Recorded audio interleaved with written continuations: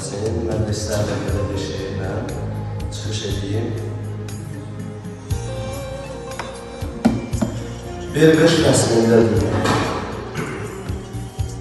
Bir qış fəslində dünyaya gəldim. Qar edəyim, buzla gəldim. Xərbirə atıldım, xeyli ələndim.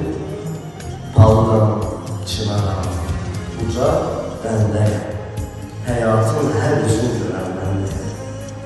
Nə yanlış, nə çirkin, nə qaz, nə baran, dünyanın qurağında düşünüb duran, bildirəsən halını olmayıb soran, dindirmə gözləri dolmuş hərdəyəm.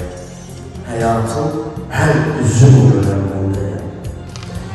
Gülüş də yox olub çöhrəmdən mənim, gülüş də yox olub çöhrəmdən mənim.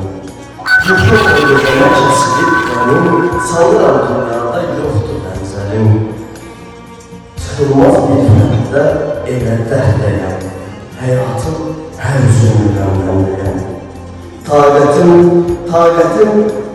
Taqət yox bir addım gedim irəli, düzəngah görünür gözə silvəli. Şair hara var ki gələr getməli, addımla yerində belə xəstəyəm. Həyatın hər üzünü görən bəndəyəm. Buzlanıb ürəklər açılan deyil. Əvvəlki o günəş saçılan deyil. Bilirəm əcəldən qaçılan deyil. Deyil Əzrayla, həmin kətdəyəm. Həyatın hər üzünü görən bəndəyəm.